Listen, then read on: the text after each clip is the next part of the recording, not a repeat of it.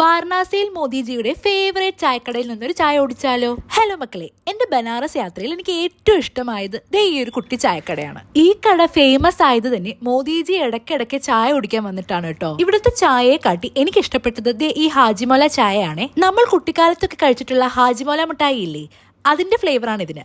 ഉപ്പും പുളിയും പുതിനയുടെ ടേസ്റ്റ് ഒക്കെ ചേരുമ്പോൾ നല്ല റിഫ്രഷിംഗ് ആണ്. ഒരു വ്യത്യസ്തമായ ടേസ്റ്റ് ആയതുകൊണ്ട് കുടിച്ചോണ്ടേ ഇരിക്കാൻ തോന്നും. പിന്നെ ചായയെ കാട്ടി എനിക്ക് ഇൻട്രസ്റ്റിംഗ് ആയിട്ട് തോന്നിയത് ഈ ഇരിക്കുന്ന ആൾക്കാരാണ് കേട്ടോ.